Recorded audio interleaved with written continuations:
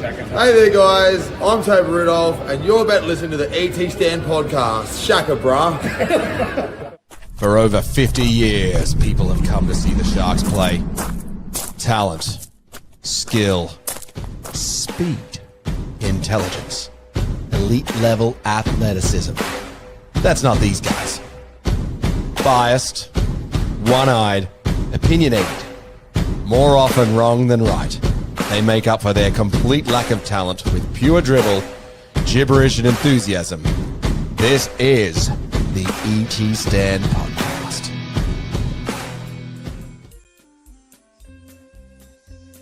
Live on YouTube, it's the podcast that is going to the nation's capital. It just seems to keep losing Chris Kelly, don't we, lads? Who's in and out as a black box on the side of the screen. Oh, we're going to enjoy these technical difficulties that we're going to see from him all night. We are live. It is 8:30 p.m. on a Tuesday night, and there's nothing more sure than the fact that your friends from the ET Stand podcast, your favourite Sharks fans, will be here letting our talking do the football. We're also live on Facebook and available on audio on delay in all of the good places. We have plenty more coming up this season. So do subscribe to the channel if you're new to the channel, guys. It keeps you updated of all of our videos and all of our other carry-on, because we've got a few things coming up. Saturday night, Franco is going to be leading the debrief because yours truly is going down to the nation's capital with Lats and Chris. I'll be droning at some point. Williams will be joining at some point. We're also asking you to help Franco. So we've had a lot of fun with people joining lately, haven't we, Franco, with the dial-ins? Have indeed. Love a dial-in when we win, so we certainly got that coming up. We've got an interview with Barry Russell, former Rothmans Weddell winner, so stay tuned for that coming up in the next few days. We're hosting a grand final something at Miranda Hotel. It may be a viewing event with us all being angry and sad, or it could be a grand final breakfast as we jump on a bus to go out to Stadium Australia. Also follow us on Instagram to track us during the game and the lead up and afterwards for all of our pre-game and post-game carry-on. Chris is certainly the captain of the Instagram. It's more animated than his head on the screen right now. And don't forget the Discord channel as well. On the Discord channel, you can get involved in pre-game, post-game, during chat. We've got so many channels, lads, we can't lose. All right, and we'll also have an opposition fan preview with some Raiders fans to see how they were feeling just a few nights ago. But somehow, someone I know, I don't need to ask how they're feeling, is the boys. Franco, Lats, and Kelly are joining me. Christopher Kelly, you feeling good, baby? Is your tech working? Are you going to be able to talk? That's the question I got for you right now. We'll just see how the night goes. It could be a technical difficulty, but we'll just see. All right. Well, it seems to be working. I'm excited. It seems to go be. To Canberra. It seems to be. We're going to Canberra, baby. Let's go. So it seems to be working. And so, yep, get your comment in. Toilet Inspector's there already. Hi, guys. Just finished our season review on the Wars Up TV. All the best for you guys for Sharks in the playoffs. And shout out to our friends at Wars Up TV. Just a heartbreaking loss in the finals. We certainly know what that feels like when all of your players are getting injured.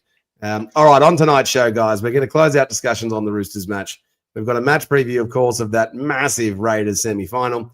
We have the comment competition, so don't forget, you can win. Get your place in the prize for a displayware unit. You can put these up on your wall like Lats and I have got. You can take it. Take your shirt off super easy. Look at that. Take it off. Just change it up. Take it off. Take your shirt off, Boldo. Take it off. You can get backs and fronts. I'm more of a front than a back, aren't I, lads? That's what I've heard. Yeah, exactly. I go to displayware.com. Go to displayware.com.au. Trevor Trove, here he is. Socials. Trevor Trove says, first ever comment, do I win a prize? Trevor, that may be, at the moment, all you would have to do is be better than Toilet Inspector. And given that the Toilet Inspector won the prize last time, you'd be reasonably confident that you are currently in the lead, because I'm not going to give it to the Discord channel link, am I, Franco? Probably not. Probably. Probably not. But you don't know. All right, other stuff we've got. So we're obviously chatting all things Raiders, what to expect. We're going to talk through the team list, and we're going to talk about what is the feeling of the Sharks fan energy, because there really is only one thing to talk about. But here to get us up to date with all the Cronulla Sharks news that you could possibly want to know. Scott Latino, brought to you by Morgans at Cronulla for all of your stockbroking needs. Give Charles and Mr. Powers a call down there at Cronulla. Let's get into it. Let's, as I press that button. Oh, I've successfully done the transition. That is a great sign for us. All right, lads, take it away. Use that while you're up front. All right. It's all about the man of the hour, Big Toby Rudolph, across the Sharky socials over the last couple of days. His runs these last few weeks have been absolutely immense. Fans pointing out how crucial that moment was in the Dolphins match weeks ago, especially given how congested the top 8 ended up at the end of the regular season. His try against the Roosters was the main focus point, however, some fans likening it to the David Fifita grand final try. Toby, when interviewed by Triple M after the match, stated, "I think it's going to be our year this year. I really do. I feel something in my bones." So a huge statement from Toby, and let's hope that he's onto something. Well, for starters, it was Andrew Fifita try, wasn't it? Not David Fifita. What would I say? Oh, mate. Did I say David, did I? Wow. Well, David, if only Matthew was here for us to talk us through the career of David Fifita. But you'd have to say Toby Rudolph was just absolutely brilliant and just fired up, wasn't he, lads? Freight train. Absolute freight train. He's been showing this the last few weeks. It's been awesome to see, and he's just leading the pack. Him and AFB, it's been unreal. As I mentioned on the debrief for the coverage, those of you that were at the game and maybe haven't watched the replay or whatnot, after he scored that try, walking back to the back fence and greeting the fans, amping them up, waving his arms in there, giving the shark fin. It was awesome sight, and if they don't use that on promo wheels to come, then they're missing out. Yeah. It was great. Just the energy the guy brings to the team, unreal. Chris, how important is Toby Rudolph, you think? It's been massive. I think we've talked about it before when we talked about it last week playing the Roosters a couple of years ago. He was probably the guy that was gassed out the most. It was starting to question where his fitness was, where he was at. He had that turf toe issue. But he's on another level now. Like the way he stepped up, and I throw in Billy Burns, who I didn't expect much out of this season as more of a backup. Those guys have grown an extra leg, and it's huge. He was, again, getting over the front of people. And that last try, I thought was just the settler that me and Franco loved the much, where you just sort of tuck the ball up, maybe get tackled on the 1 metre line and make the Roosters work out their way. But he dived over. He just, "Get out of my way, Teddy, I'm going in." But huge, been massive, and it's been a massive improvement in his skills and his fitness. So credit to him. All right, AFB's also been getting plenty of praise across the socials, and especially for that second stint of his the other night. The Roosters had us pinned on our 30 for what seemed to be an eternity after the break, and it wasn't until Adam's injection back into the game that really started wrestle back momentum. He's been great for us all year, but fans get the feeling he's really going to show us in this finals campaign why we're paying him the big bucks and why he's our main enforcer. He was good. Our Jersey Flag squad suffered an absolute thumping at the hands of the Melbourne Storm at Leichhardt Oval last Sunday, going down 38 points to 10. The Storm ran in 7 tries to the Sharks 2 with Nakora Williams and Preston Lane Sietu, the only ones to run in tries. Pollard slotting 1 of 2 conversions. The boys have a little bit of soul searching to do before they go on to play the Penrith Panthers in finals week 3 at 1 p.m. this Saturday at Jubilee Oval. Good luck to the lads. Sharkies NRLW squad had a rough night up in Gosford last Thursday night, going down to the reigning premiers 40 points to 10 in a grand final rematch. The Roosters ran in 8 tries to the Sharkies 2 with Jada Taylor and Dominique Dutoit, our only try scorers. George Hanaway converting 1 from 2, which saw the girls finish the regular season in 5th position. They go on to play the 4th place North Queensland Cowboys /girls at 4:15 p.m. this Saturday at Queensland Country Bank Stadium in Townsville for week 1 of the NRLW final series. Get it, girls. Coach Fitzy's been getting a bit of praise in the media this week also, given his exceptional use of the bench against the Roosters on Saturday night, and especially around his decision to start Billy Burns and patiently seek out the perfect time to bring in Britt Nicker into the match, which saw us arm wrestle momentum back and get over the Roosters in the final 20 minutes of the match. With many of the commentators and journos calling it a coaching masterstroke, nice for Coach to get the recognition he deserves there in the media. And speaking of the media, however, a lot of fans are filthy about the coverage of Saturday's match, given much of the commentary was sort of blowing the Roosters' horn. Even full-time Mark Nwangani Tawasi and Teddy seemed to be the main focus points. I didn't catch it, but I saw one of the groups that apparently we barely even got a mention on NRL 360 last night, so disappointing given how well we played, but not surprising. Oh, the NRL 360 chat from the last 2 nights. Yeah, Braith and Astor's still angry about the Roosters. And then they talked up Nico's press conference today, and how he said, yeah, no one believes we can win. Everyone writes us off. When we win, it's because the other teams played badly. And that Andrew Webster, he wouldn't commit. Paul Crawley was hammering us. Tallis and Asta, they're just all hammering us. I don't mind it. No one likes us, Under the radar. Oh, I mean, he's not on 360, but I guess you got to give Cronk credit. He's tipped us to beat the Raiders and credited us for a good performance against the Roosters. But yeah, as far as Fox Sports is concerned, there's not a lot of love for the Sharks at the moment in this finals campaign. Alrighty, Ricky Stewart, I just wanted to point out how enjoyable it was to see Ricky celebrate not once, but twice in this marathon match against the Broncos on Sunday. I was on the phone to CK at the time. We were absolutely hosing ourselves. Couldn't happen to a better coach. I am, however, concerned they may get a few more of the 50-50 calls go their way, given Ricky's presser spray, so we'll have to be really well disciplined and on top of our game. So we don't normally present the slides in this way so that we can show you the animations. In fact, this may be the first time that we've ever done this, and I had to work out how to do it. So apologies for the right-hand column, not quite having everything in screen. However, the reason why, for those on audio only, there are currently 3 GIFs of Ricky Stewart just absolutely firing up. So I think the bottom left is not from last weekend. No, it's not. I think the bottom 2 aren't, to be honest, because he's got different jackets on. Yeah, well, regardless, goodness me, what I will also say about the Raiders, just think, there's some poor bastard Raiders fan who is the equivalent of me that says, sing the song now and surely we can't lose from here, right? And he's gone off a couple of times in advance, numerous times, and there will be some other Matthew Williams version on the Raiders who wants to absolutely kill that guy. Because he went off. Can we just note, I had to stop you saying sing the song with 4 minutes 30 to go the other night. And I'm glad you listened because it could have gone pear-shaped. Thank you, lads. Well done, sir. We were looking pretty good. All right, and that's all of the social news, isn't it, lads? There's nothing else to show? There's another one up here, mate, if you throw that up for me. I do believe. Look, boys, we all enjoyed that win, right? But I don't think anyone enjoyed it more than David Bolderman. I stumbled across this little image in the Sharks fan gallery which shows Boldo having a better time than most. I'm not sure what he's up to, but he really seems to be enjoying himself in this pick. Boldo, please explain.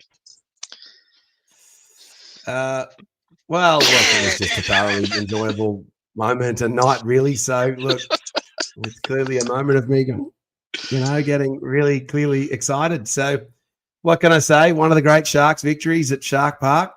Good fun in the Peter Burns stand. We don't get to sit there too often. So, on to Canberra. And finally one, this was meant to be for CK, but we've lost him, so I'll talk to it. This is CK and his mate, I think it's Chris Arena, who's an avid Roosters supporter at a game. Obviously didn't get the chocolates that day. And up in the top corner, we've got, I think it's CK's neighbour, which they had a bit of a bet, who must be a Roosters supporter also, and has to hang the Sharkies flag in the window for a week. Going on to the next slide. Going on to the next slide, Boldo, we've got a lady that Chris and I used to work with back at the Cut Price Deli back in the day, Ellen. Mad Rooster supporters, been giving me absolute sprays for as long as I've known her for being a Shark supporter. Looked like they had a good night at the game, I'm glad. And in the corner, we've got Chris's nephew, who's also a mad Roosters supporter, I believe. Yeah, what's his name? I can't remember his name. That whole CK family's all over the Roosters, so... Yeah. It's Cooper, isn't it? So I just want to say this to you, Cooper. You're not sending me any dancing photos of you on your bed now, are you, waving your flag, Cooper? Where are you now, Cooper? Nowhere. That's right. All right. Moving on. I'm trolling. Kids, we don't endorse bullying. I'm trolling a 5-year-old kid on the podcast here. But what can you say? All right, we'll switch to the 3-person view as we try to do this show. The beauty is that we're now up to Chris's segment without Chris. How good. I better come up to your level then, boys. Oh, goodness me. This is just absolutely hilarious. This is the beauty of live YouTube. All right, so that was the social He's news. All right, well, taking now it's a your Roosters advice now review. to reboot the machine, but he's decided to do it during the episode instead of before the episode. So well done, mate. Chris Kelly's machine. All right, well, if you want to give us a super chat, all proceeds from the super chat tonight will not be going towards the Leagues Club Fund, which is up to $45.58. It will be going towards Chris Kelly's. Just getting him Chris off Kelly's dial-up internet internet. connection. All right, let's go through some of these comments. We saw Chris Camilleri asking, where is Williams? Williams has to work tonight, guys. So we miss Matty. So shout out to Matty. And he's not able to get down to the game this weekend either. So he will be watching with our dear friend Bryn, from what I can tell. Shauno in the comments says, gentlemen, for this weekend's game, I've got one acronym for you. AFB, Attitude, Football, Belief. It's pretty good. I like it. I I like don't it. mind that. Yep. It is Attitude. a massive front runner for the displayware. nomination. Attitude. Yeah. Can we come up with a better F? That's going to put Trevor Trove under pressure. Yeah, you're under pressure, Trevor. I think you're done. And then Mr. Dave just taunts Trevor. Trevor Trove, Home Ice Cream called. They said they will find you and will ring the bell to sell you more treasure troves. All right, cool. Mr. Dave says Rudolph, Mr. Poopy Pants. Mr. Dave just on the tear here. Rudolph the Poopy Pants reindeer played 2 games with Scat in his tradies. All right, that's a big Wow. one. All right, cool. Say so. And Mr. Dave then answers for William. Mr. Dave just on fire. Says Williams is growing an extra leg and added to not play a ball in the mark all game was amazing for his post-contact meters. That is definitely true. What else I noticed about Aiden Fanua-Blake? Aiden Fanua-Blake. How do I say that guy's name, lads? Added, mate. Added. Adam. Just Laurie how Daly difficult he Evans. is to just how difficult he is to put down. Just he's off the mate. mark, mate. He's incredibly difficult. He rarely ends up on the ground. I'll be honest with you. This finals series is pretty much how I'm going to rate his whole season with Yep. us, because it's I'd say for me the jury is still out on whether or not he provided value for money. Great player, great impact, really no question in there, but just whether or not that was the missing part that we needed or not really comes down to this final series. So I'm watching with anticipation. All right, question there. We'll come back to your question, Stephen, as we look at the team lineup in a minute. Bondi Beach History Channel has an emoji of the Sharks. Come on. Where's Harley tonight? Harley's not in the comments yet. Where are you, Harley? Sure you'll turn up eventually. Marky Mark going to Union, says Mr. Dave. He ain't winning a corn dog playing with the Roosters. No, that's true. All right, I think we'll give Mr. Dave a rest. Bondi Beach History Channel says our win stats against the Raiders is good. Yeah, it's okay. It's like I'll jump ahead to the match preview section and answer that for you, Bondi Beach History. So we last start Looters versus the Raiders in round 5 when they won on the death with that stupid try. But prior to that, we'd won 3 in a row. However, prior to that, they'd won something like 9 in a row. So, and we're also 1 from 6 down at GIO. So we're not that good. Benny Turner here is just trying to win a run in the prize, isn't he? Why would you watch NRL 360 when we have the ET stand? That's right, Benny Turner. Why do you want to watch that rubbish? You're going to watch it. Just give him the displayware now, Boldo. Don't even put his Just, name mate, in you can have my whole house, Benny Turner. Just take everything. Mr. Dave's back. It could happen in the AFL. The Crows came first and lost in finals both games. It happens a bit. It happened to Parramatta. Happened to the Dragons when they got beaten by Parramatta, didn't it? Getting knocked out in straight sets. Dragons knocked out in straight sets in 09. Yeah, that was the one. Will the Younger says, guaranteed we won't get the 50-50 calls since it's 7 tackle Atkins. Yeah, that's going to be a little bit tough. Mr. Dave says, have I been texting Brandon Smith? No, Mr. Dave, I have not. I'm actually pretty anti that sort of stuff. For anyone who knows me, I am very much not that. 2.0 in the comments. Looks like me on a Coffs Harbour trip, that Boldo. I'm not sure which picture he was referring to with that one. Oh, you know. Speaking of Brendan Smith, geez. Well, yeah, I guess we can get Picture to that. in the socials. That one. CK with the Hollywood Wollongong broadband, that's true. Man Axiak in the comments. I made the mistake of standing on the Northern Hill on Saturday and it was chock full of Rooster supporters. Cleared out quite quickly after Toby's try. Oh, Matt, that would have been so much fun. Just absolutely given a bunch of sticks. I'm sure it sucked for the first 70 minutes, but I'm sure it was good for the last 10. Glenn Thompson in the comments says, fire up. Ashley Williams says, yo, last time Cronulla won an away finals game was Canberra in 2016, went on to win the comp. That's true. Then Ashley Williams also the last time Cronulla won a fair honours week 1 game, we went on to win the comp. All right, Ashley, can you come up with 5 other commonalities between this season and 2016 and also draw those for us? SJD, always an effing badass. Shauno, if we win at Canberra, will it be Ronnie or Toby that does the Mick Ennis-style Viking clap at the end of the game? I think you'll find it'll be Ronaldo. And there he is, Harley. Party 2016, Toby Rudolph. Good to see you. Scotty McLaren in the comments. Franco, the thing that impressed me on AFB was in the 78th minute, the Rooster made a break down the sideline and he was across chasing Marky Mark. Yeah, that was a good take. SJD has got it. Well done. And Mr. Dave says, great show, lads. And Benny Turner says, need to hang my jerseys. What's your best jersey, Benny? As we welcome back Chris in just in time for his segment. I literally managed to just throw to it before he goes again. Just tell us before you're done. All right, Chris, we're going to do around the league. You ready? Always ready. I'm always ready.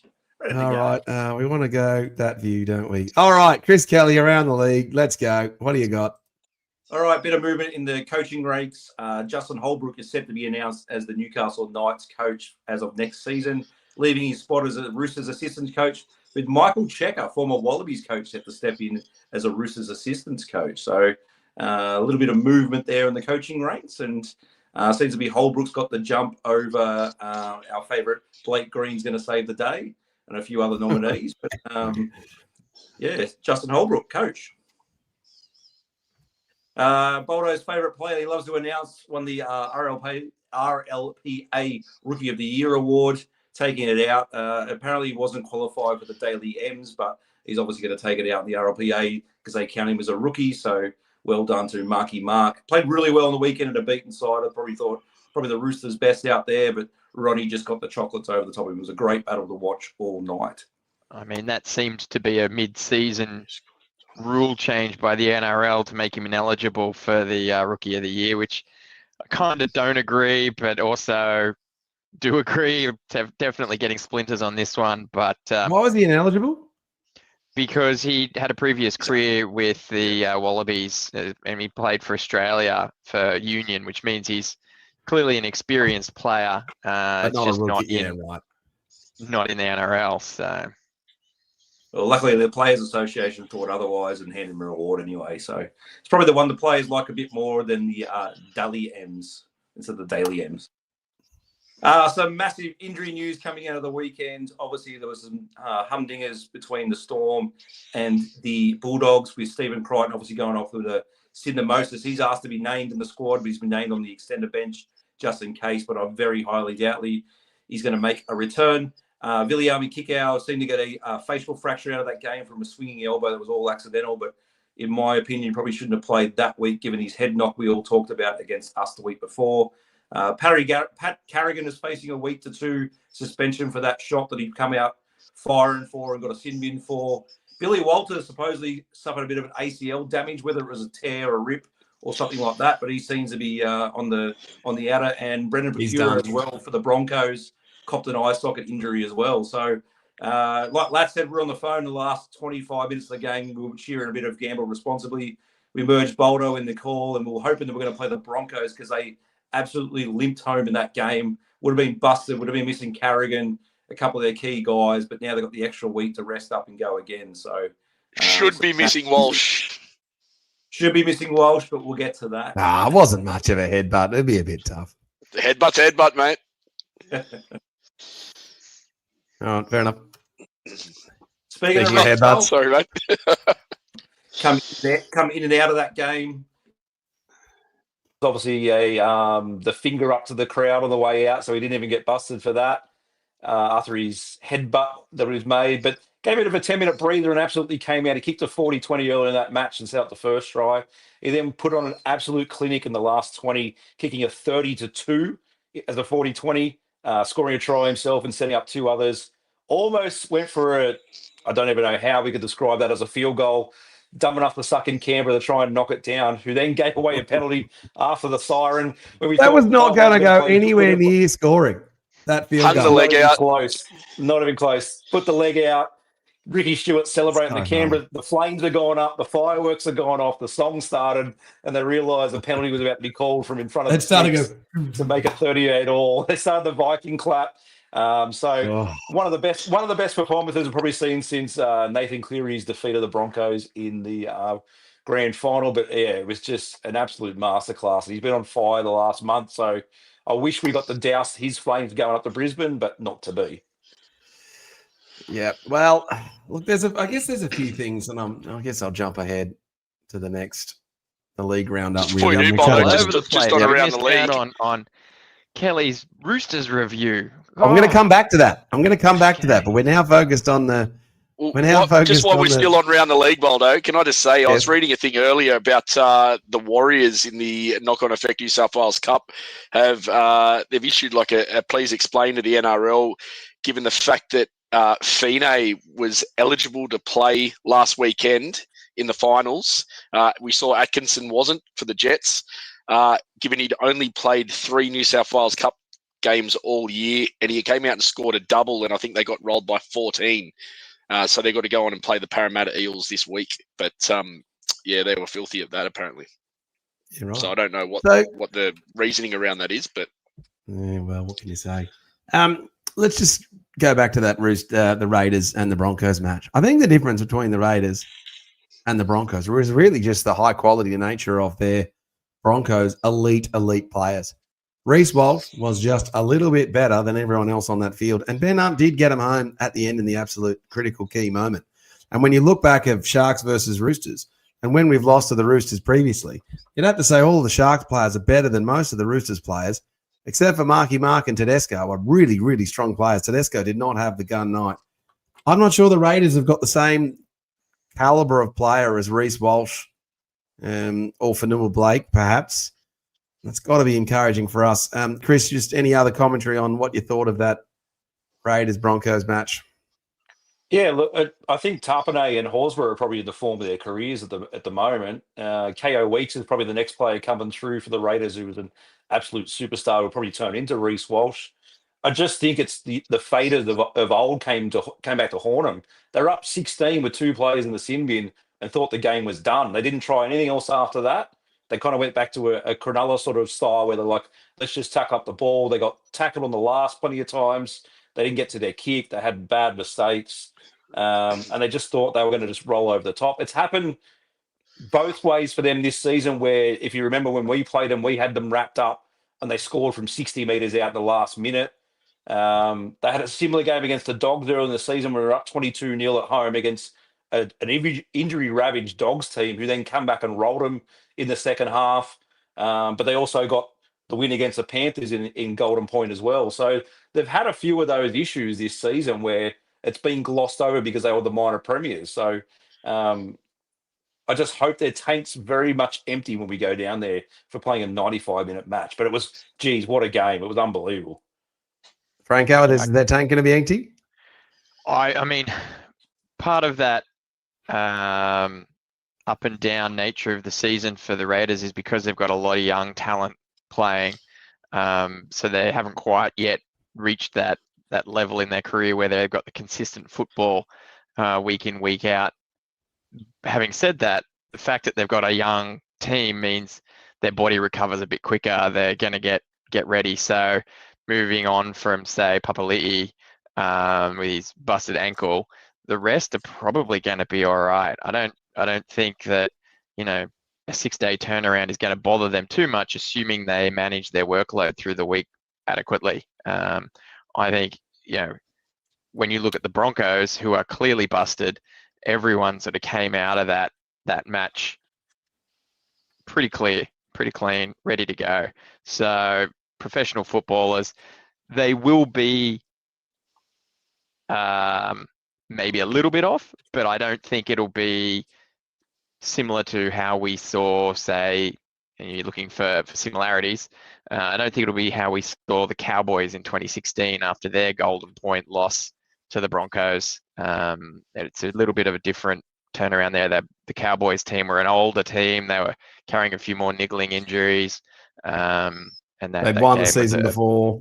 And that, yeah. So I don't think we'll have the same thing. They'll still be, really fast. They'll still be looking for a whole bunch of ad-lib play. For Strange, I think is a gun for a tiring defense. So we're really going to need to be on our game for this one.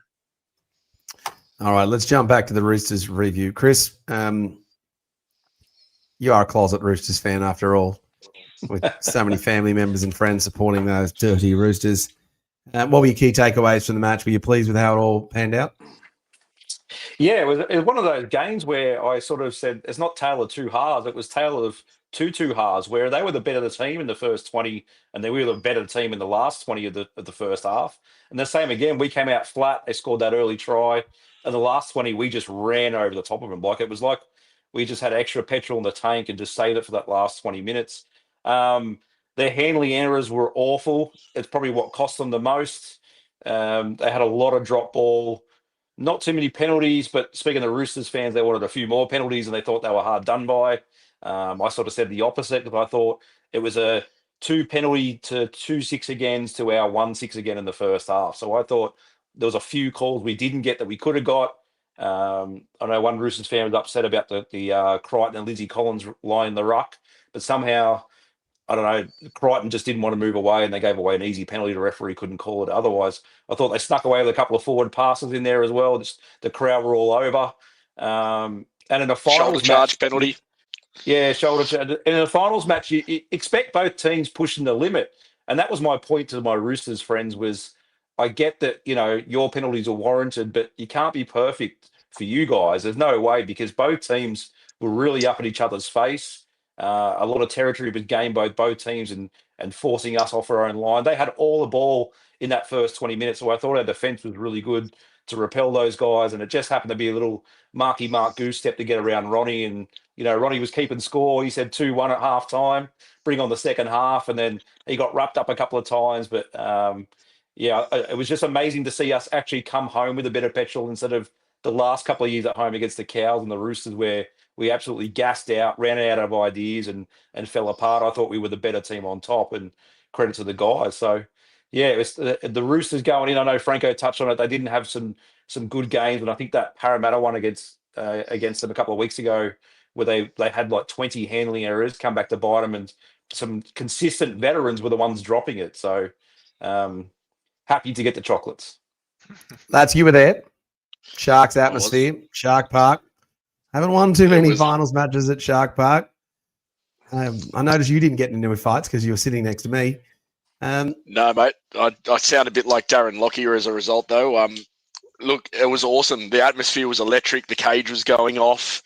They were pouring out of the stadium with 10 to go. Everyone was standing up in the upper concourse, giving it to them. The Peter Burns stand, there were birds being flipped from their supporters everywhere. It was brilliant.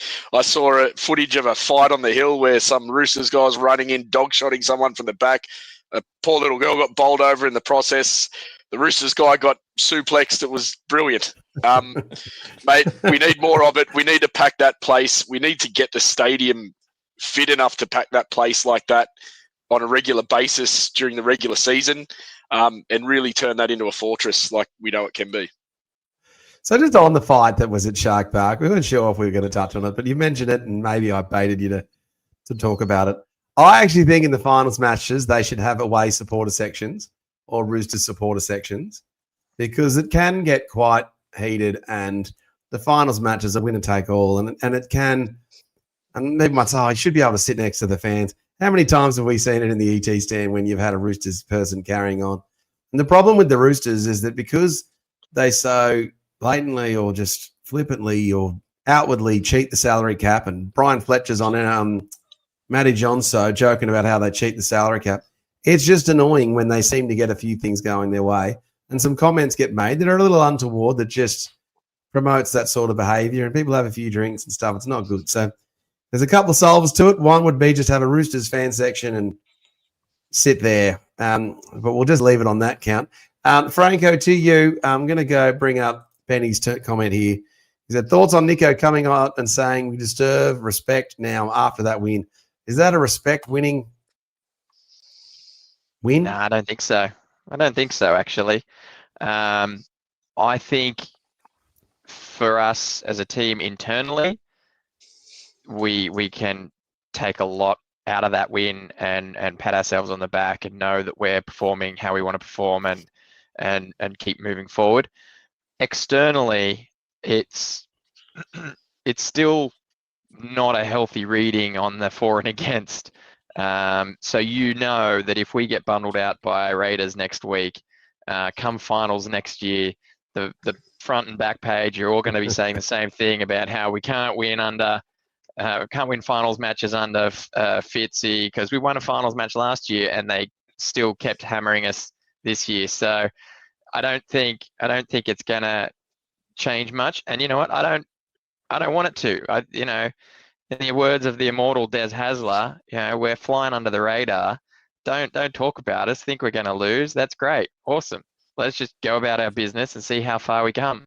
I think from his comments, though, if I was to pick one particular thing out that I'm sure irks many Sharks fans, as it does myself, is the fact that when we do win, there is a lot of comments where the other team played poorly or it was they lost it, not we won it. That's I think where it gets a bit irksome that we're not getting credit where credit is due. You can talk about all the other stuff or ignore us as finals contenders, say we're making up the numbers if you want, that's fine. But when we put out a performance like we did and got in the face of a team that, if we're honest, a lot of commentators were predicting would go deep into the finals and not give us any credit for it, I think that's the bit that's probably irking a lot of fans and probably rubbing Nico the wrong way, because we played well. Yeah, they dropped the ball that CK mentioned. We But made them drop the ball. correct. I like to think that. So, forgetting all the other stuff, that's probably the one thing that tips the list.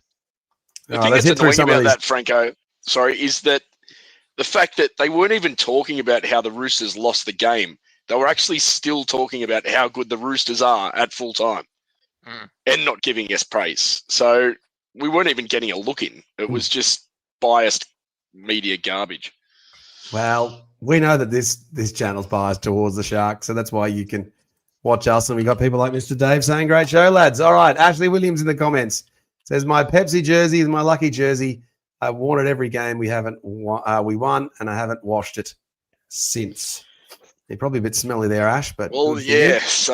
Make sure I not sit next to you on the bus to Canberra, Ash. That's definitely true. Stuart Campbell says this is our 2022 finals campaign in reverse. We are Souths coming in hot, and the Raiders are Sharks after a heartbreak 90-minute Golden Point loss. We all know how that ended up. Yes, we do indeed. 2.0 showing that didn't Mark play a couple of games last year.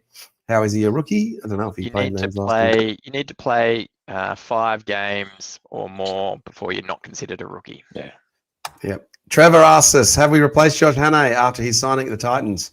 As far as I know, we have not replaced him yet. We're still in the season. We're still playing. So you don't talk about that while you're still going. Don't do any of that. If we get knocked out, then we might have something announced the next day or something. But Franco's already told us it's going to be Wade Graham. Yep, I reckon. Harley in the comments remind us that Ronaldo got 2 and Marky Mark got 1. Mr. Dave, Roosters have a lot of work to do and a Titans coach to take over when you've just won the wooden spoon. Yikes. Bad time for Knights fans. Good time to be Dylan Brown's bank account. No, that's true. That Dylan Brown signing just doesn't seem to make sense. Stewart's advising us that Carrigan's accepted the early plea. That's interesting. We've talked enough about. They were never going to beat that. So, and then we got a few nice messages here from the Waz Up TV guys. Waz Up TV, all the best boys. I think you can beat Canberra. They'll be flat. I think going strong into Fed, you should come away with the lollies. Shout out to you, Jose. Matt Axiak reminds us that captain's challenge penalty against Trindle was horrendous. Yeah, that was pretty tough. And then just on Carrigan. Yeah. Just on Carrigan, how was that any less worse than Britton Nickera's charge, where he got 3 weeks?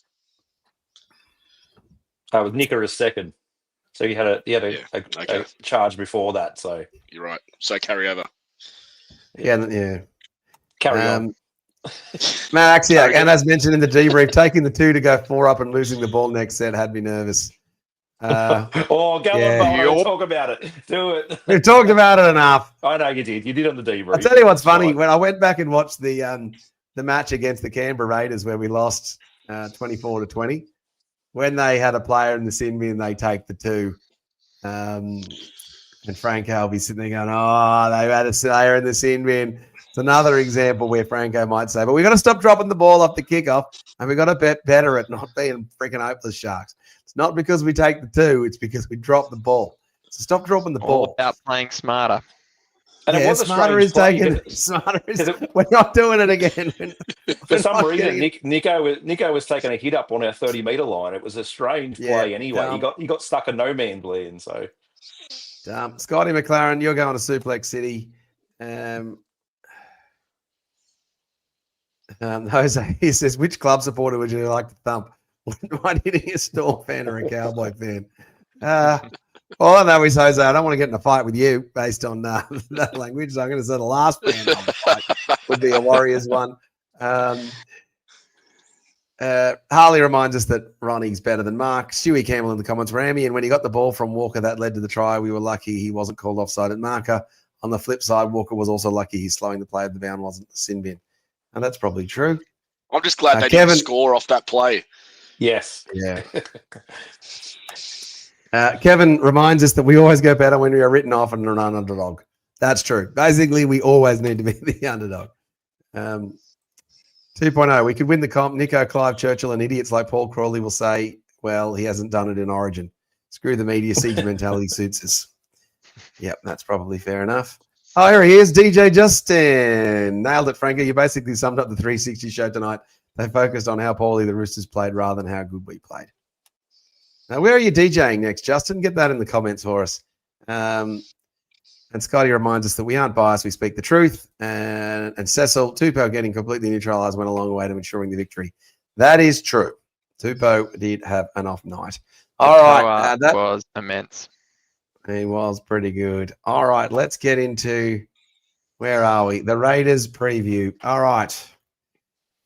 The Sharks finals match preview is brought to you by Miranda Hotel. Can't get down to Canberra? Get into Miranda Hotel so you can watch the game on the Shire's largest pub TV with $7 schooners during the Starks matches on for the rest of the season. The Sharks will last start losers versus the Raiders in round 5 when the Raiders came back on the death with that every player bloody try and that 24-20 win with a try on the right-hand side of the field that's still annoying. Prior to that, the Sharks had won 3 in a row against the Raiders, including a 40-0 shellacking, where the Sharks absolutely romped them. Prior to that, however, the Raiders beat us 9 in a row, and the most recent finals match being that of 2020 when the Raiders were 5th and we were 8th. And I don't even remember that final series or that COVID series, but we got knocked out. That was the one where we were coming home with a wet sail, and then Brayley went down injured. And when he went off, we were done. Yeah, that's right. It was that one. Well, he's still just as important to us, isn't he, Brango? Sure. All right, kickoff is 7:50 p.m. down in Canberra. There is a bunch of Sharks fans going down. 3 of us will be amongst it. So we'll be in the Sharks Bay. That's Lats, Kelly, and me. There is a bus leaving from the Sharks Stadium at 3 p.m. Go to the Sharks socials or the Sharks website to find details. That should be pretty good fun. Leaves at 3 p.m. The Cronulla Sharks team to take on the Canberra Raiders in the nation's capital reads as follows. It is the same team as last week that has been named. William Kennedy at fullback. The wingers are Sione Katoa and Ronaldo Mulatalo. Rami and Nero in the centres. Trindle and Hines the halves. Fanua Blake, Rudolph is the starting prop to partner Fanua Blake, as we've seen for the most of the second half of the season, with Blake Brayley, the captain of the Sharks. Billy Burns retains his place in starting lineup in the second row, with Britton Nikora on the bench. Teague Wilton is his partner, with Jesse Cole Q as the lock, with a bench of Britton Nikora, Siosifa Talakai, Oregon Kafusi, Braden Hamlin Ueli, and the coach is the Cat, Craig Fitzgibbon. The Sharks team. Franco, Nikora, does he play the same minutes as last week? What does that all look like? Look, he probably does. It's hard to change a winning formula. It's going to depend a few things on what happens on the field, I think, in this scenario. But also, and someone asked a little bit earlier, what might happen with Tommy Hazelton, who is named on the extended bench. Him getting added to that team might change things up a little, because you would imagine if he does make it into the team, it's one or two options. Either Oregon Kaufusi drops for him, or Burns drops with Nickera into the starting team and Hazelton onto the bench. That said, we have heard Fitzgibbon talk pretty highly of Burns, saying that he should be rewarded for his efforts and deserves to keep his spot. So it'd be a bit of a 180 if he does do that later change. And I would say as well that a little bit of ducks and drakes there with the Hazelton injury, because in the few interviews that I saw, Fitzgibbon was very careful in using his words not to use the word injury with Hazelton. So it's a bit of a weird one there in the way the language he was using in Hazelton's omission of the last week's game. So be interesting to see what happens moving forward. But yeah, can't think of changing that winning formula unless our guys are absolutely gassed from the younger Raiders team. But based on, as we discussed, that 90-minute performance, that's unlikely. So keep the winning formula. So an assessment on Nickera. If Nickera can do 80 minutes in the second row, you dump Burns, you put Hazelton in, I think is what you do, which is tough on Billy Burns. He has been terrific. And this is what you actually want in the final series. You don't want to be sitting there going, oh, let's blood a Newtown player who's played 2 games. Let's bring a Roddy in. Let's play Atkinson. You want someone missing out who's desperately unlucky, don't you, lads? Yeah, mate, 100%. In saying that, though, I'm glad his name burns. He's earned his stripes there. He's been immense for us, as Franco alluded to. How Nickera cops only playing 25 to 30 minutes a game when he's an 80-minute player, I don't know. Is it a match fitness thing? Maybe. Has Fitzy just worked out another way to unlock some impact off the bench? But it was perfect in the Roosters game. But yeah, mate, it is a bit of a conundrum. I personally think probably Kaufusi would drop out and keep Burns in and play Nickera off the bench. Hamlin Ueli's been awesome. You're not going to drop him. But also you're not going to keep Hazelton out of the team. Chris, what would you do? I fully expect Nickera to go into the starting team, but I was saying to you guys on the weekend, I thought it was an absolute masterstroke for him to come off the bench, because I remembered he was on the bench and we were starting to get pushed back at the start of that second half, and I was like, hang on, we have a fresh 80-minute absolute gun second row on the bench ready to go, and it pretty much turned the tide of the game. The way he came out, fresh legs, ready to go, firing up, but we're taking away that little bit of attack that Nickera supplies when he runs through that massive hole that Lat shared a reel with me today on Instagram. It was good, funny one. It was a nice highlight reel, the hole hitter, Nickera. So we're missing that. But when we go into the Raiders team, you'll see they got a massive pack and a pretty big bench as well. So it just depends what Fitzy wants to go with. If he wants to go mobile and fast, like we have been going with, or we bring back another big bopper, I don't know. I just can't see any of those guys dropping out at this stage for Tommy, unfortunately, because of how they produced on the weekend and what they've been doing recently. But depends if he wants to go another big guy, then that's what he's going to do. In saying that too, Boldo. Hold on, let's get it in the comments, guys. What do you reckon we should do? Get it in the comments. Who should be in? Let us know. Should it be Tommy in for Burns? Should it be Tommy in for Kaufusi? Great problem to have. Go, lads. Mate, the Hazelton injury or the infection, we're seeing these pop up a lot, and they're not just 1 week outs. Like, a lot of them need to be operated on, drained, courses of antibiotics, IVs, all that. And I had a family member that suffered from one and had to have surgery, and they were crook for about a month nearly. It's I know these guys are elite athletes, but it's not just a 1 week out for these sort of things. So we might not even require a shuffle. One of the interesting things I'd like to point out with Nickera is before his suspension, so I think a lot of people love Nickera and think he's an absolute superstar of the team. But he was getting a bit on the nose. He was getting a little bit leaky in defence. There were some people sort of giving throwing a bit of shade his way, saying he wasn't performing at his usual standards. But after the 3-week break, he came back, and as CK said, he was cutting people in half. He was just hungry. He was on everything. So maybe he was carrying an injury. Maybe he was a bit fatigued, and having this 3 weeks off is a bit of a blessing in disguise, where he's now fit, fresh, ready to go for the final series, because he was the Nickera of old in this match. He was just doing a job for us. It was amazing. What about Colquhoun? Could you put Nickera or Talakai in for Colquhoun and drop Colquhoun?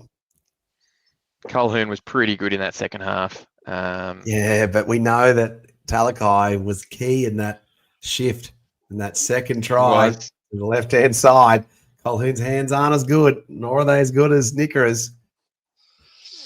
It's tough. We'll see. It is tough. I think. All right, Chris, you're going to take us through the Raiders team, given that I know that you will know them the best. Oh, good. Can I just make another point on Nickera as well, Franco? He did the smart thing where he sat up in the coach's box for the last couple of weeks when he was suspended. That might have given him a little bit of a point of view of what he can change and what he can do. So instead of just sitting on the bench with the rest of the guys, he was actually up there watching a bit. So we'll go to the Raiders. Fullback, KO Weeks, Tamale, Timoko, Chris, and Jed Stewart filling out the rest of the back line. Ethan Strange, Jamal Fogarty in the halves. Big Papa Lee, number 8, Tom Starling, Joseph Tarpanay, the captain, Hudson Young, who likes to get a bit of a brouhaha, Zach Hosking, who I'm surprised didn't get cited for his collection of Reece Walsh as well. We've seen some players get suspended for those, including Harry Grant. So interesting in that. And big red Corey Horsburgh, who might cry on the weekend again. You got Owen, Paddy, Sagasai, Smithies, and Mariotta, and our good old favourite coach, everyone's favourite coach, Ricky Stewart. Yeah, all right. The Raiders team. Look, I'm not shaking in my boots, guys, at the Raiders team. I'm just all right. Well, KO Weeks has looked pretty good. Fogarty had an off night. Sure, Strange is storing some tries. They got some big forwards, big meaty dudes. I don't know, lads. Should we be scared of these guys?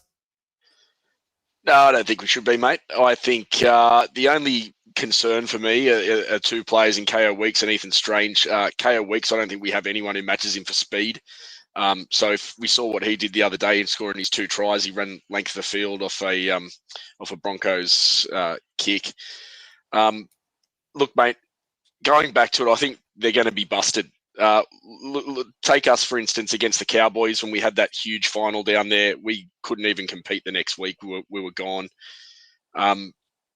Mate, I think we'll get over them comfortably, to be honest. I think they'll be in it for a good 60 minutes, and I think at the last 20, we'll just run over the top of them again. All right, fair enough. Franco, any commentary on the Canberra Raiders? Yeah, I mean, Lat's mentioned Keo Weeks and his length of the field tries. He did that against us in the pre-season trial. They're a good team. They're the top of the ladder for a reason. And it's funny to say, I was sort of championing the fact that if we were 4th, going up against them week 1 of the finals was my preferred option. I think that would have been a win for us.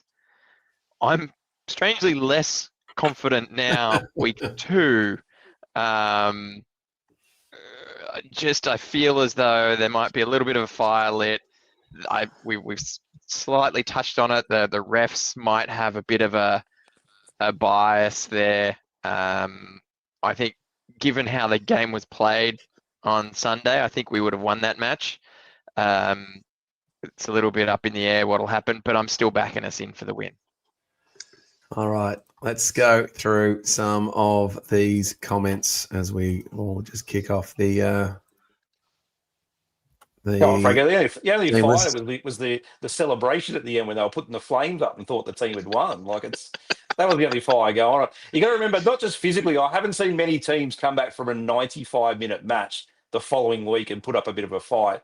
They are at home, but you got to remember as well, they celebrated probably at least 2 times, but probably a third time, and they're up 16, 2 players in the bin, 10, 15 minutes to go. They were cruising. Fogarty missed a goal from in front, which was massive. And they probably, like I said, they celebrated like they'd won. They thought they scored a winning try. They thought they'd won even before the extra time. It takes a lot of mental stability to get up from that. I just don't know if they've got that. All right, get your comments in. Get your predictions in. Sharks going to win or the Raiders going to do us? And I will go through everyone else. Catch us up on the comments before I get the panel's predictions. So 2.0 says, I'll stick with my debrief opinion. We beat the Raiders as long as we keep them under 20. We can't go try for try. We're not that kind of team. Sharks 22-14. Cecil says, extra time teams only win 46% of their next games. That actually seems higher. And also, see how that. Not unlike Sharks to go against the trend. That's also very true. Harley says Sharks by 20, and Ronaldo will be mocking the Viking clap. Justin is DJing at Northies on Saturday after the game. So get down to Northies. There'll be plenty of Sharks fans. And Justin is going to confirm for us that if the Sharks win, he will play up Cronulla during his Northies set, won't you, Justin? 2.0, Cecil is now the ET stats man, absolute stats magician after that comment. Well, someone's got to. SJD, I like Billy, but why did he steal a bunch of Talakai's minutes? Got good minutes. It's Talakai. It's Talakai. Talakai just doesn't get that many minutes. It's Talakai. Scotty, hard to drop Kathusi. His ruck defense the last 2 weeks has been awesome. He has been pretty good, to be fair. And Cecil being a legend that Cess is. Thanks, Williams 2.0. It was on one of the sports sites. Turn it up. You knew that yourself. SJD says he dropped PHU because he's the most similar to Tommy, and Kathusi's ruck's defense is too good. He has the offload. Scotty just happy that anyone agrees with him, really. 2.0, Nick pretty good the last few weeks, though, so it's a big call. He's on the up and up, PHU. He's not the player we've been used to most of the season. He's hit a bit of form. Benny Turner says keep the team as named. Kevin says keep it as is. Hazelton to sit out, maybe give it more minutes to Nicker this game. I think that's right, Kevin. 2.0 says Colhoun is a great starting 13. Defensively, he takes the heat when everyone else is fresh. Talakai can't do that. Yeah, I think you're right. I'm just trying to think of just brainstorming. Scotty McLaren, I think my grandma could chase Weeks down and she's been dead for 20 years.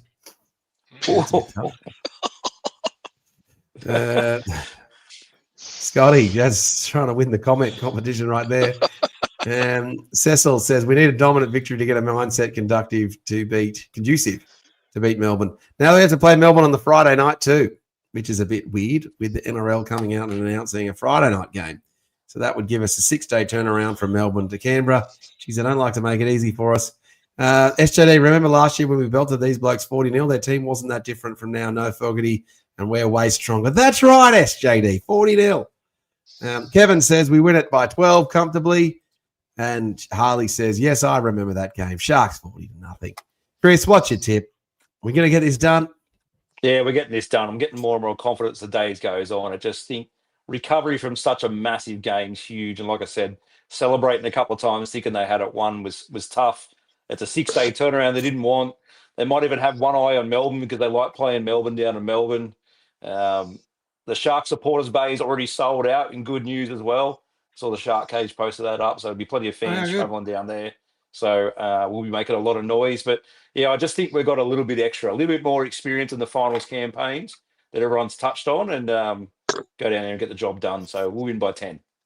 That's Yeah, mate, we're going to win this one comfortably, so comfortably that we're going to be resting players at the back end of the game.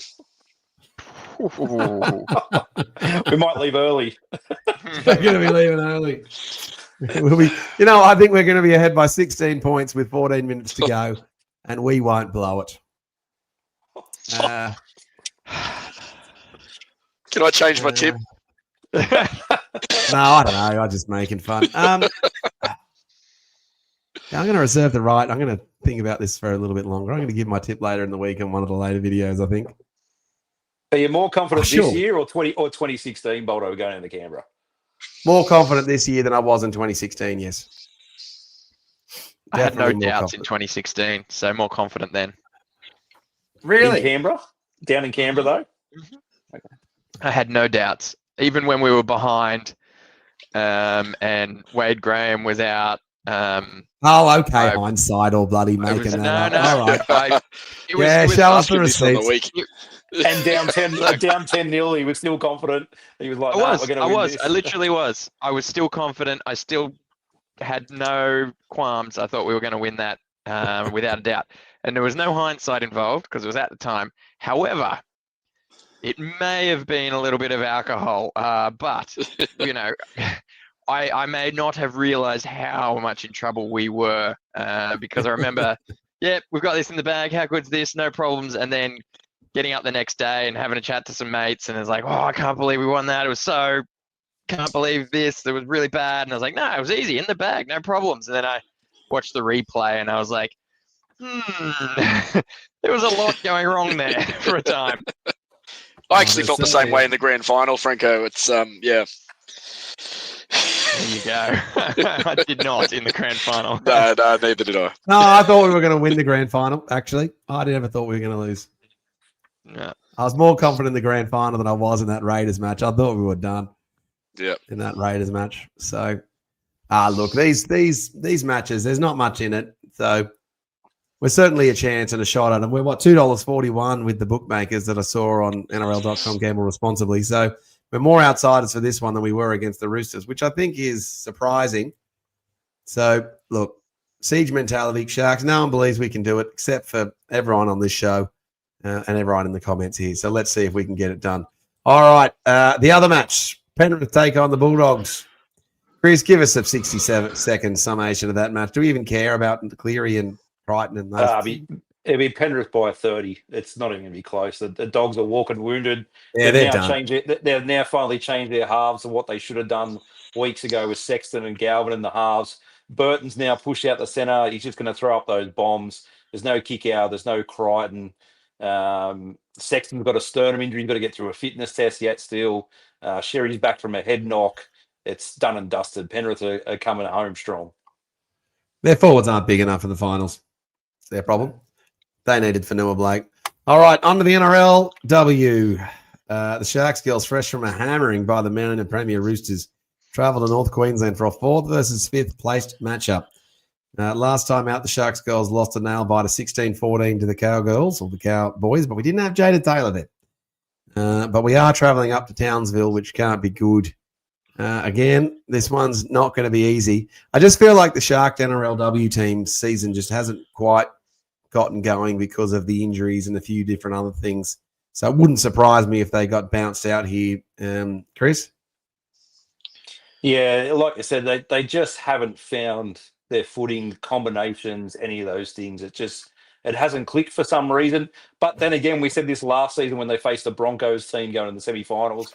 We thought we were going to get an absolute trounce, and they upset the competition and made it to the grand final. So hopefully a bit of sparkle and magic again happens like that. But it was tough watching against the Roosters team who were just more experienced. I think they'd won 17 in a row, something ridiculous. They just undefeated this season. Yeah. Undefeated, yeah. It's just a hard team to go up against, but we just can't find those combinations that got us going last season that we expected out of this year. Missing the halfback. Yeah, missing a 9 as well. So it's a bit tough going. In saying that, Jada Taylor's been awesome since coming back. She's scored a try every game she has been back. Look, we've got Georgia Ravix back this week. That's a big in. I know Dominic Dutois scored a try the other night, but she did have a few errors in a game. I think we can get the job done in this one. I think we'll be all right. So it's 4:45 p.m. kickoff in Townsville. So any Sharks fans up there, please do your best to get down and watch. And I assume it's going to be available on KO and Channel 9 now. You can watch it on both of those. So we'll certainly be doing that. I'll keep an eye on it whilst I'm driving down to Canberra, no doubt. All right. All right. Anything else from you lads before we look to wrap up the show? Franco, you've always got something else that we haven't mentioned. Yeah, I'd just like to say, apart from obvious reasons, playing football at this time of year is excellent. And the thing that gets me, the thing that I really enjoy is as teams drop off, and this is one for all of our fans who complain about the Sharks not getting enough coverage. As teams drop off, the press is forced to cover your team.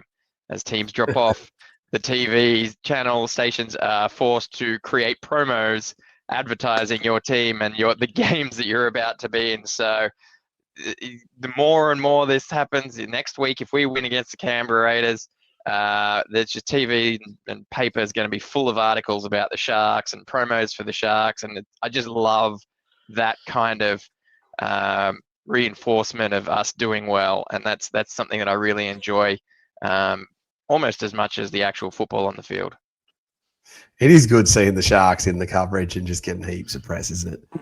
It's just so Brilliant. good. Come on, Sharks fans. I All right, think Franco. Whilst I chat to the other, hold on, Chris, before we let you go. Yeah. Franco, can you just go look for the best comment?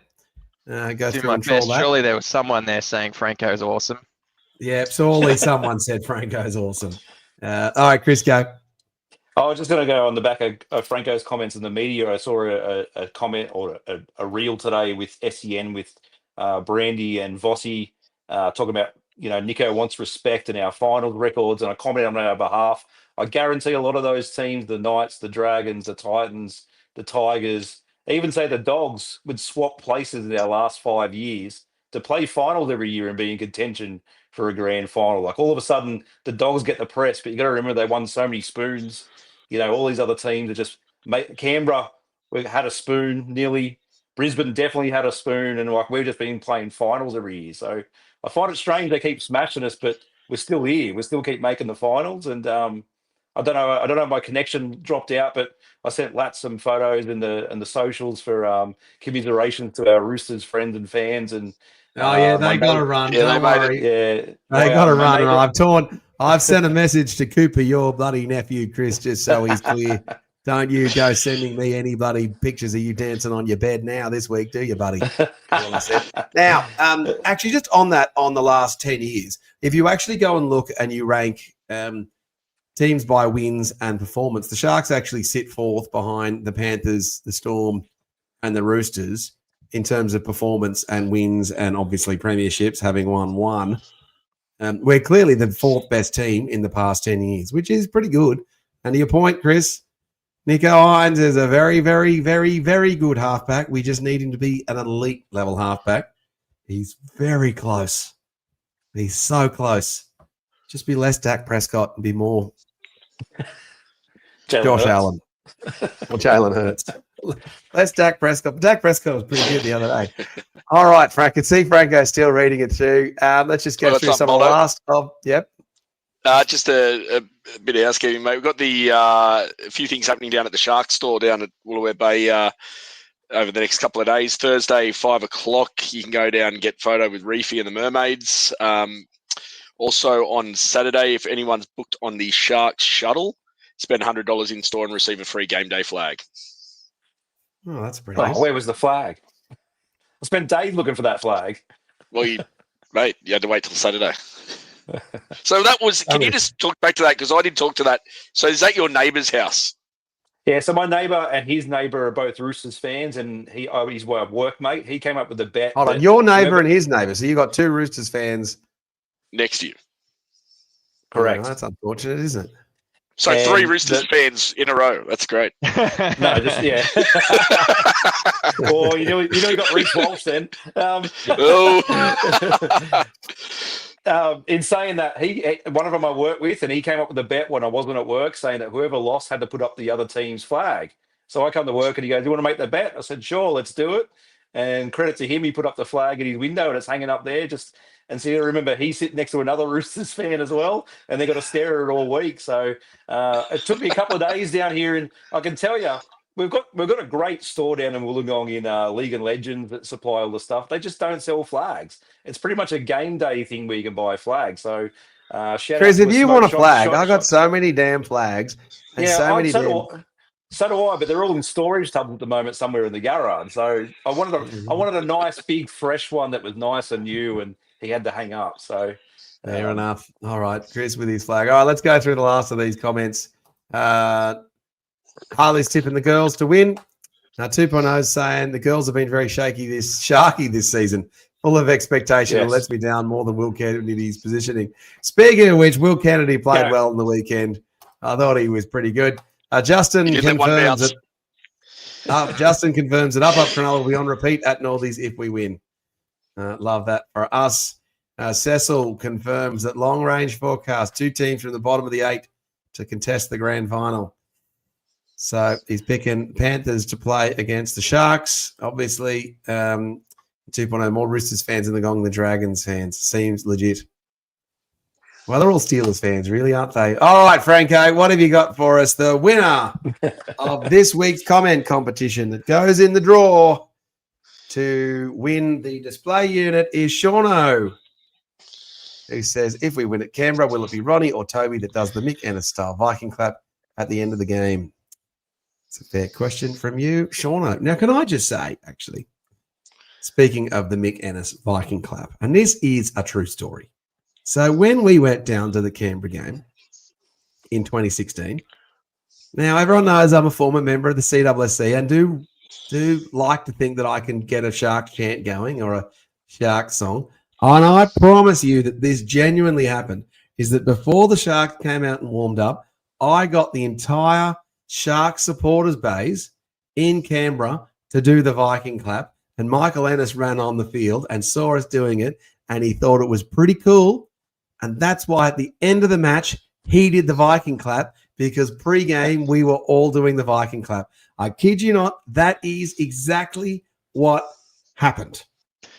So calling me out for hindsight of the game. That's a whopper. No, that is exactly what happened. I'm telling you. That Boldo also had a backup song because he knows the Canberra Raiders song off by heart. Walking around Vegas, he was the most popular Raiders fan around there. They all knew him. He sang the song. He spoke to the drum guy. He's got his mate there who's a massive Raiders fan from high school. He's walking around singing the Raiders song every time we saw a Raiders fan. He knows it off by heart. So the other story that goes with that is that we were on the bus from the middle of Canberra. And the Canberra fans, so we get on the bus with Williams and Brendan and Bryn's wife, Lara. There's some other Sharks fans. And so we get some Sharks songs going on the Raiders bus. And the Raiders fans were getting annoyed. And they're like, you can't come on a Raiders bus. I'm like, all right, we'll sing the Raiders song. And so then I get out the notes. I'm like, I bet you don't even know the words. And so then I start singing them the Raiders song. And they didn't know the words to their own song. So I'm like, all right, well, I'll give you the words. I'm like, we're bad and mean, we're the green machine. We treat them mean and we keep them keen. I'm like, that's not the words. That's just my dating philosophy. It's very funny. I was going to say, treat them mean, keeping keen can't be the words. Can't be the words to the Canberra song, can it? Who knows? All right. Well, congratulations. Who was it that won that? Steve-O. Dino. Cena. Shauno. John Cena. All right. Well, congratulations, Shauno. You are the winner of this week's entry into the displayware.com.au prize. Hopefully you don't live too far away. So if you win, we will draw that out at the end of the season, won't we, fellas? All right, that was the ET Stand podcast. Thank you for listening and watching and supporting the show. We have an absolute terrific time doing this, don't we, lads? It just is such a cool thing to do, to just be a bunch of mates from the ET Stand talking about Sharks. We go on to one more match at least. I reckon we can do 3 more matches. Let's go, Sharks fans. We will see you post full time with Franco and me and everyone else who wants to dial in. Up, Cronulla. Let's go, lads. Let's get it done. For over 50 years, people have come to see the Sharks play. Talent, skill, speed, intelligence, elite level athleticism. That's not these guys. Biased, one-eyed, opinionated, more often wrong than right. They make up for their complete lack of talent with pure dribble, gibberish, and enthusiasm. This is the ET Stand Podcast.